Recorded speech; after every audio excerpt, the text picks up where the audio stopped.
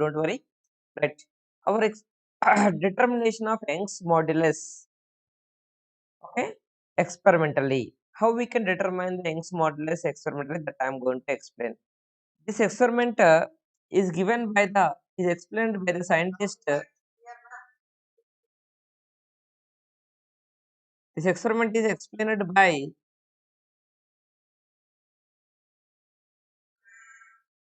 Searles. Searle is the name of the scientist.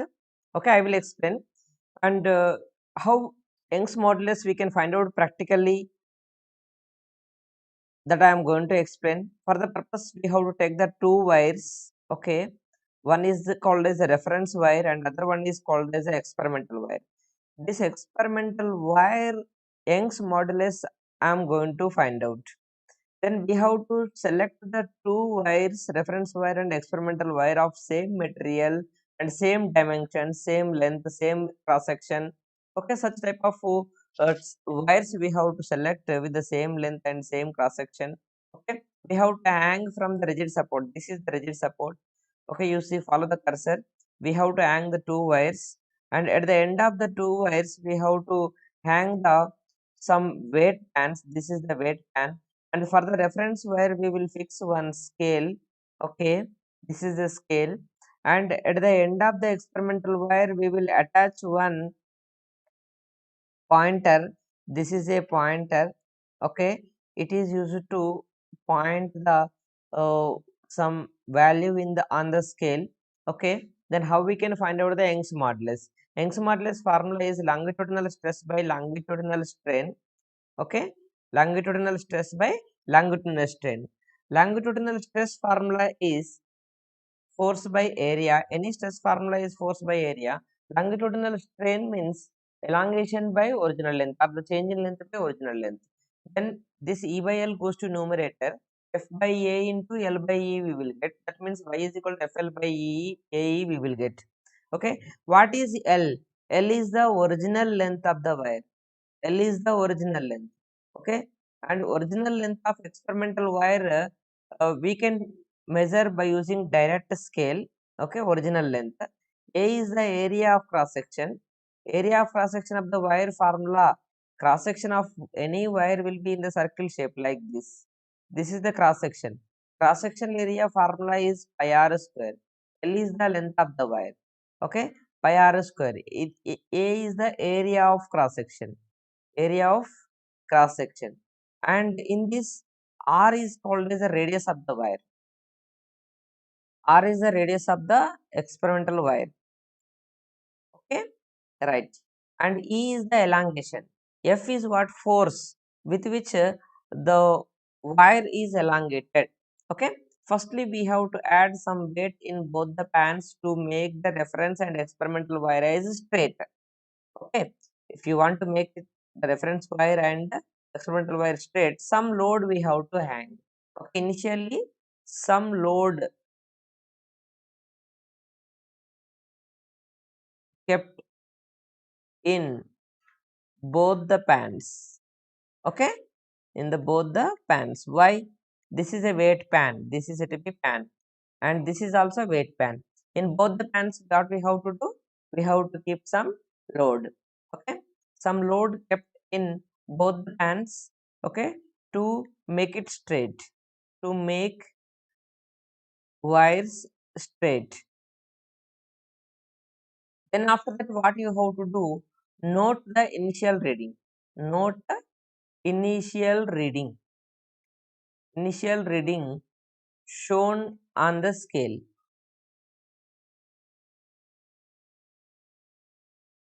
Actually, what I am doing it here, this pointer will show some reading it here. That reading we have to note it. Okay, that you can note it as a note initial reading shown on scale as x1, for example. It is x1. Okay. Then after that, what you have to do? Then additional weight, some additional weight we have to add. Additional weight we have to add in the additional weight added in a pan which is attached to experimental wire.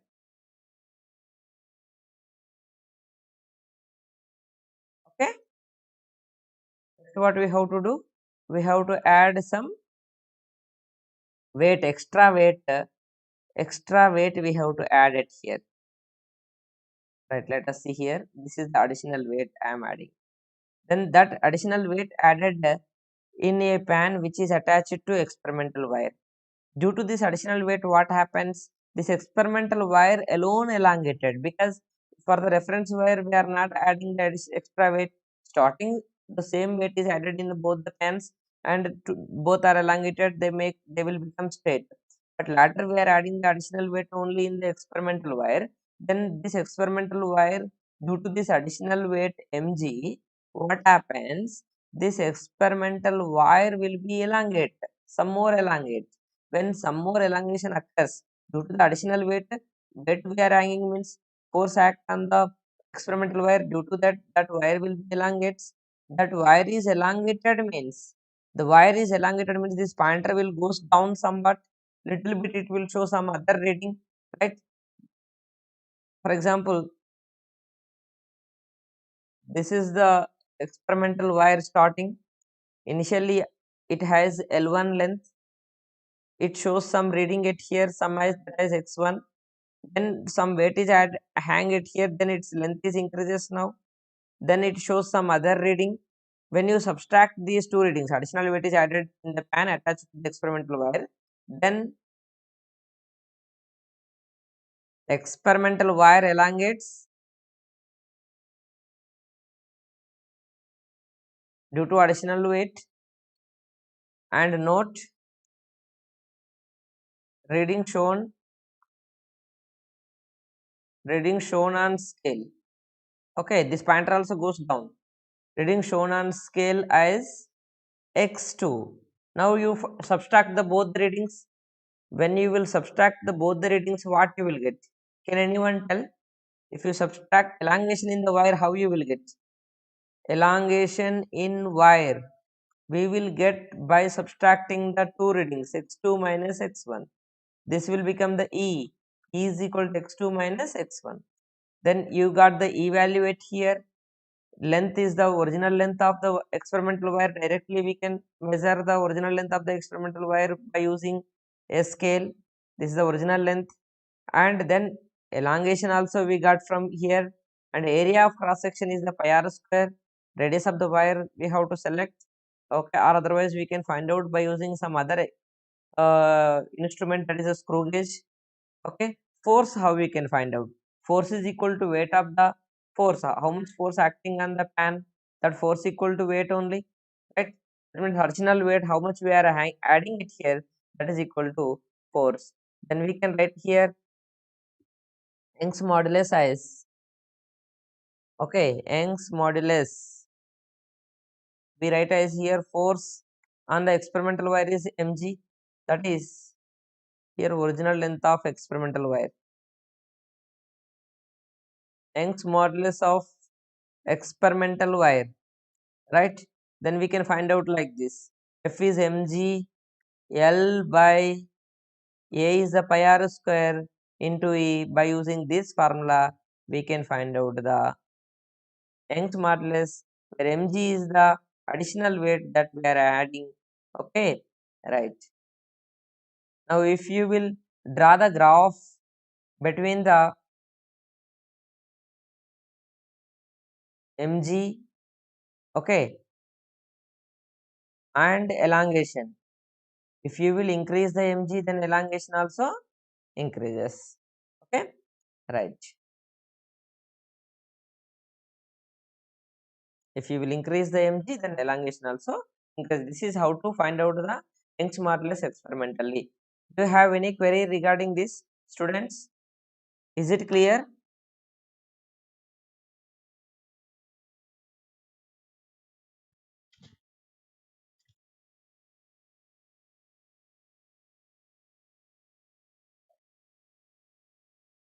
Again, audio is not clear.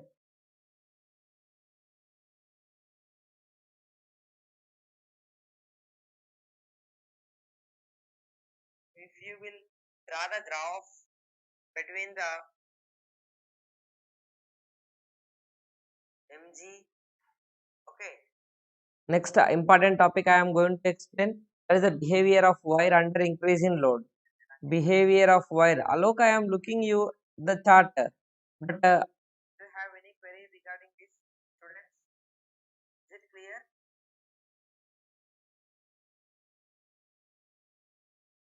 You take the screenshot of this one. Okay, I am going to erase, and next to last topic I am going to explain. Okay, right. That is the behavior of wire under increase in load, and in behavior of wire under increase in load.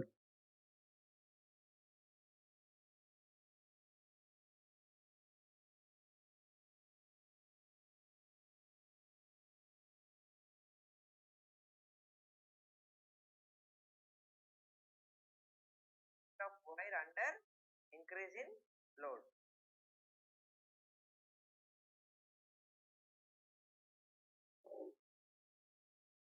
Sometimes clear, sometimes not clear. You are telling. I think it is the network problem or some other thing. Next, behavior of wire under increase in load. Very important topic in this chapter.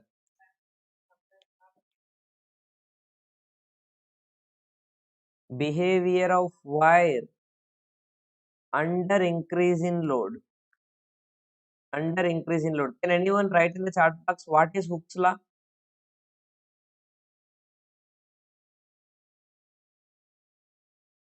Behavior of wire under increase in load.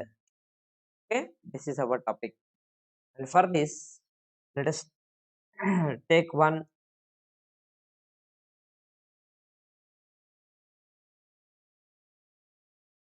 wire. We are hanging it here. This is the wire, and for the wire we are hanging some weight pan it here. In the weight pan we are adding the weights. We are adding the weights. When we will add the weights, this wire will be elongates and elongates. Okay, right. Then strain is what? Strain in the wire. This is the original length of the wire, and elongation in the wire is E. That is a delta L by L, or the E by L is the strain. Stress is what? Stress is the force by area. Force is nothing but weight. Okay, weight that we are hanging it here, that force that applies the force on the wire to elongate, that is force by area. Stress on the wire. When we will increase the stress, then the strain also increases. That behavior of wire under increase in load I am going to explain. And for the purpose, we will draw one graph by taking the stress on y-axis and the strain on x-axis. Stress on y-axis and strain on x-axis.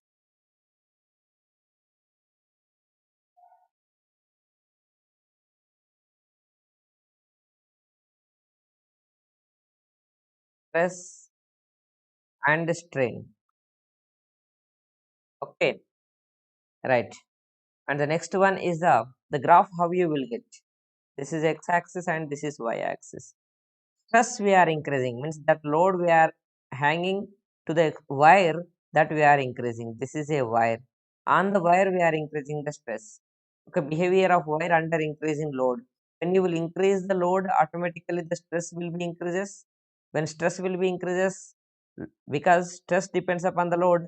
When load increases, the stress will increase. Load is nothing but weight. When weight increases, stress increases. When stress increases, elongation increases. That means strain increases. When stress strain are directly proportional to each other up to certain limit. From here, for example, there is no stress. No stress means no weight. Okay, we are not hanging any weight at here for the weight pan. In the weight pan, then there is no elongation in the experimental wire. When stress is zero, then the strain is zero. The graph starts from origin, and when the stress is increases, the strain also increases. Okay, right. When stress increases, strain also increases. Now you see, next after this, After reaching this point, okay, this point we can consider as the P point. Okay, O to P we got a straight line. O to P we got a straight line. This straight line indicates the proportional limit. This is called as the proportional limit. Proportional limit. Okay, proportional limit means O to P is called as the proportional limit. OP is the proportional limit. In the proportional limit, what happens? The graph we got a straight line. Okay, O to P graph is a straight line. Graph is a straight line. Okay, why it is straight line? When stress is increases, strain also linearly increases. O to P graph is a straight line that indicates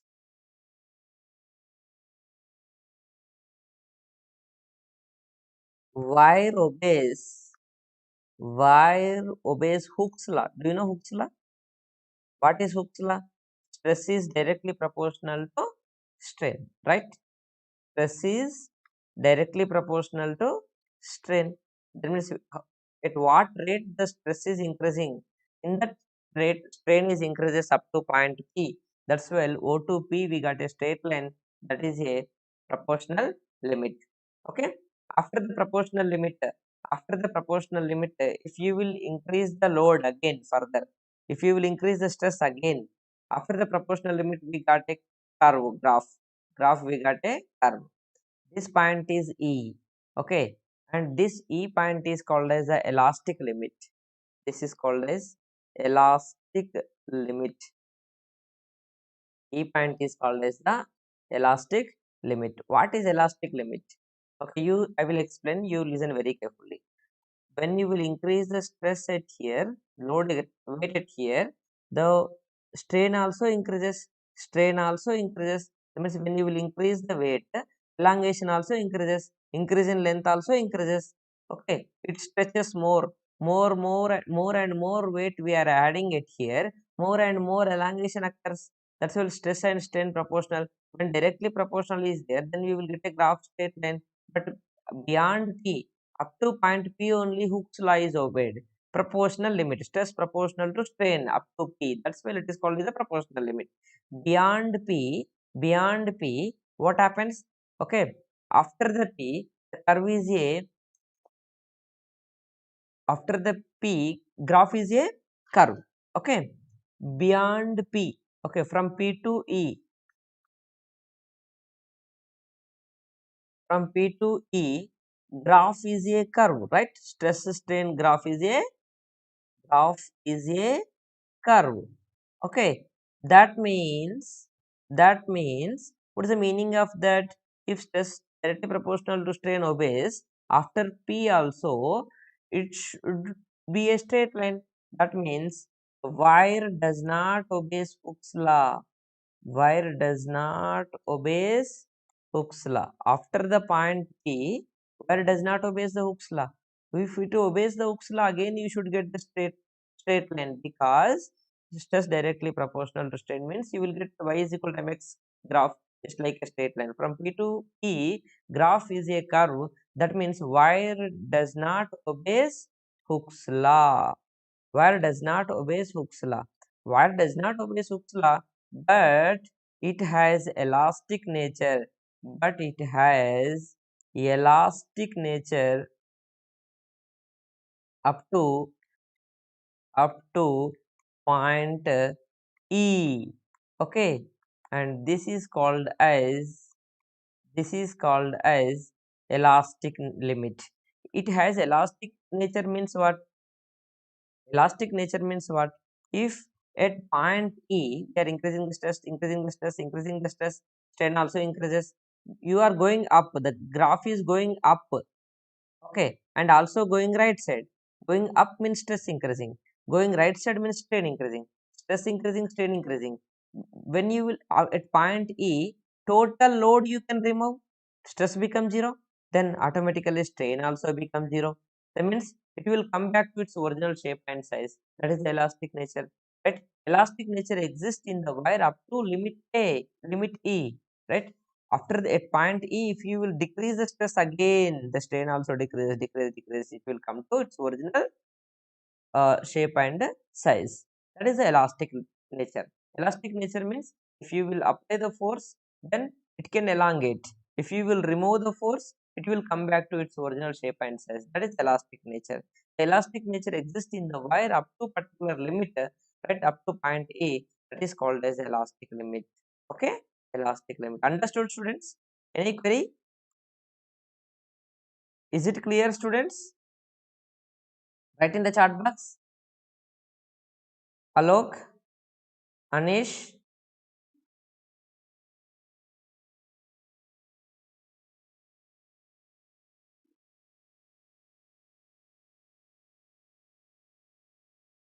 Vishal, respond. Okay, that means up to E. Okay, Jaya, thank you. Up to point E, up to point E, the wire has Kavita Pingwa, clear, right? Up to point E, okay, up to point E, if load is removed, okay, up to point E, if load is removed, the wire regains its original shape and size. That is called as elastic limit. And the next continuation I am going to explain. Beyond E, okay, beyond E, I am going to explain one point that is called as a yielding point. Yielding point.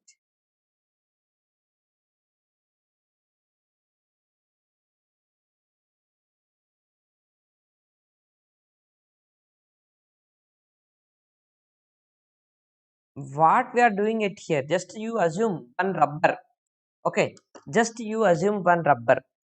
That rubber is stretched now, stretched. Slowly you can stretch, slowly you can stretch. Then when you will stretch it means stress you are increasing. Then the strain also increases, it is elongates. Now what you have to do, little bit you have to decrease the stress force, you can decrease, stretching force decrease on the rubber, then rubber will come back to its original shape and size. That means it has elastic nature. You can apply the force with, by large amount, then it will be elongate by more. After elongating more, if you left free it, if you release decrease the force, then it cannot come back to its original shape and size. Is it right? Original shape and size. That means it loses its elastic nature. It loses elastic nature. Elastic nature exists up to particular limit only. That is called as elastic limit. Now understood, students? Right. Yielding point. What is yielding point? This yielding point is on elastic point limit only called as a yielding point. This yielding point is also E only. Okay. Yielding point is also E. What is this yielding point? How we can explain this yielding point? Beyond E, okay, beyond E, after E, but you can increase the small stress. You little bit you can go up. You can go up. Stress is increasing by small. That means little load you can apply. That little load can causes the large increase in the strain. You see here the graph I will indicate. Not be straight line.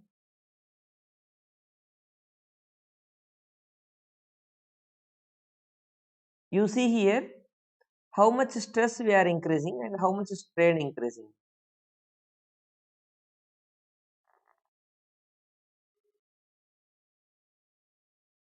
You see here stress we are increasing this much. After the point A, we are increasing the stress this much. But the strain, how much increasing, you know? This much increasing. This is the increase in stress. This is the increase in strain. That means for beyond E, for small increase in stress, for small increase in stress, after losing the elastic nature exists up to E. After losing the elastic nature, further you are hanging the load. If you will hang the load, large increase in elongation occurs for the little weight. After the point E, after the elastic limit, if you will apply the little weight, large elongation occurs. Little weight means little increase in stress. Little weight here I am adding means little increase in stress. Okay, because stress proportional to weight. and little weight, extra weight we are adding means little extra stress increases, but it causes the large strain, right? That means beyond E, for small increase in stress or the load, okay, stress increases by load only na. For small increase in stress, large elongation occurs. Large elongation occurs. This is this point, okay, this point E, okay, this point E is also called as yielding point. Yielding point means where the more strain occurs, from which point the strain increases by large amount. For little increase in load, just you assume one polythene cover, you take polythene cover, try to stretch it, stretch it, stretch it, stretch it. At a particular location, what happened? For small increase in stress, only large strain occurs, right? Little weight, little force you apply, but the strain will be more elongation is occurs. From which point the strain increases by large amount, that point is called as yielding point. That means elastic limit only yielding point, okay, right? And the next point is, now it will, we are increasing the stress, we are increasing the load, and here large strain occurred. Large strain occurred means it will become very thin, the wire become thin. Then at a particular point B, at a particular point B, the wire breaks. At a particular point B, okay, the stress at which the wire breaks, that is called as the breaking point. This B is called as the breaking point. Between E and B, between E and P, at any point, if you will if you will decrease the stress after the yielding point, if you will decrease the stress, then the strain cannot be decreased. Okay, the wire goes to some other point. This OP is called as the permanent stress. This is called as the OP. OP is called as the permanent set. Permanent set. What is this? I will explain clearly. You remember it. Up to E point, wire has elastic nature. Up to E point is elastic limit, means wire has elastic nature. After the point E, after the point E, wire loses elastic nature, means if you will decrease the load, if you will remove the load, the wire exactly does not regain its original shape and size. Why? Just you assume a rubber, okay, after the elastic limit, okay, little bit you apply the force and release it, and it will come back to its original position, rubber. You apply more force and elongate it more, then at that moment it beyond the elastic limit, if you will increase the stress, then the wire never gains its original shape and size. That means some elongation, okay, large increase in stress you can keep, and little bit it will come back, but it will not come exactly to its original shape and size. That means some deformation, some elongation is permanently set in the wire, that is called as permanent set. Where you will get the permanent set? Okay, you can, for example, at up to point E, you see cursor up to point E. If you remove the stress at here, here we are increasing the stress. You will go graph goes to O to P, P to E, right? O to P, P to E, it is going. But if you will between O and P, at any point, if you will decrease the stress, it will come back like this. If you will increase the stress, it will go like this. If you will decrease the stress, it will come back like this. That means when stress you become zero, strain also becomes zero. That is within the elastic limit. But beyond the elastic limit, when stress is decreased to zero, it come back like this, zero, then the strain never decreases to zero, it will goes like this, and it reaches some point. Already P we gave some other, na? Then I will give it as O dash. Okay, O dash is called as the permanent set. It wire does not regain its original shape. Okay, wire after the E, then some strain is permanently set, then that is called as, you take the screenshots, okay, this is the first screenshot you take now, okay. Then after that, second screenshot I will tell.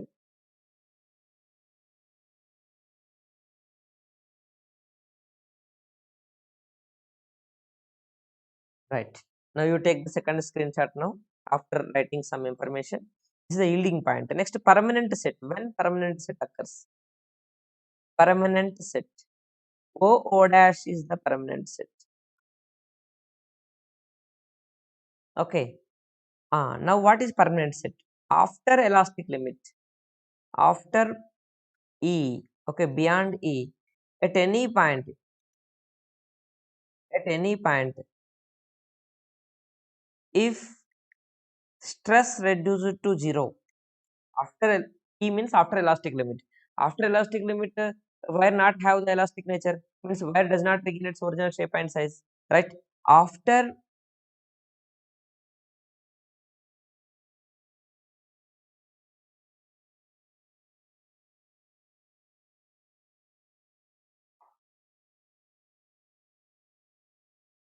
after E, the wire does not have the elastic nature.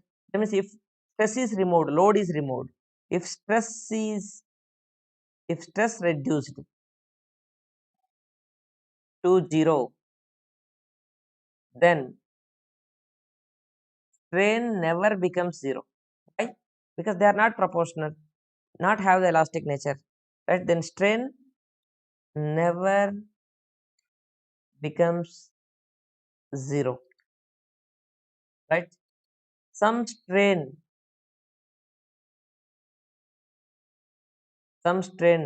permanently set up in wire. This is called as this is called as permanent set. This is called as permanent. Understood? Right. And next, last one is the breaking point. What is breaking point? Okay, breaking point.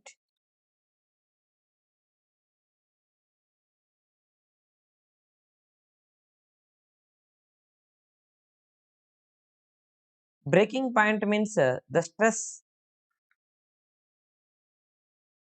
at which wire breaks is called as breaking stress.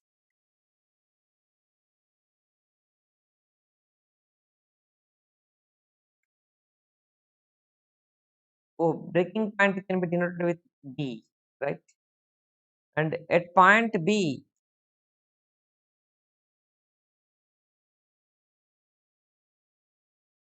at point B,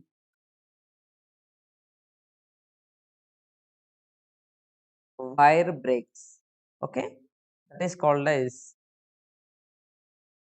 breaking point. Is called as breaking point. What is the need to define these all things? What is the need to explain these all things?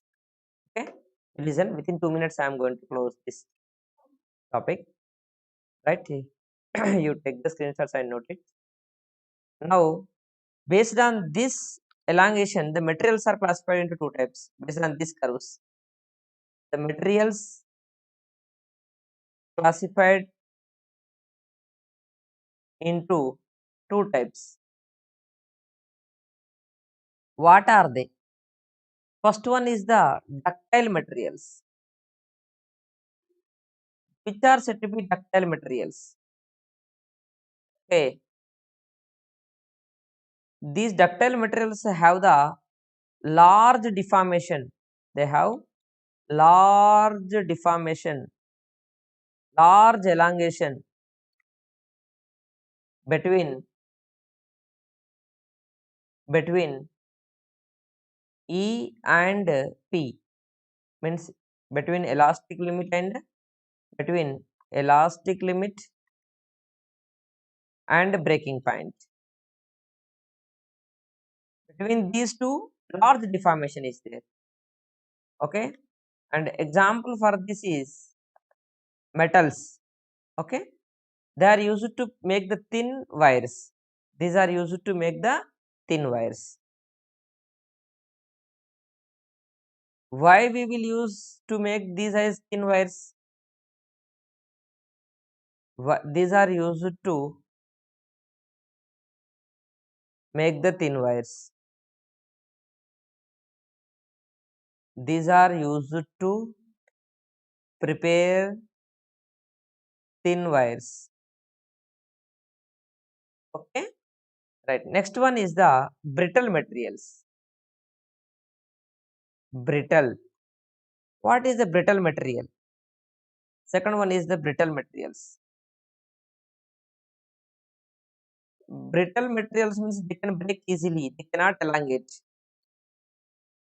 Okay, small deformation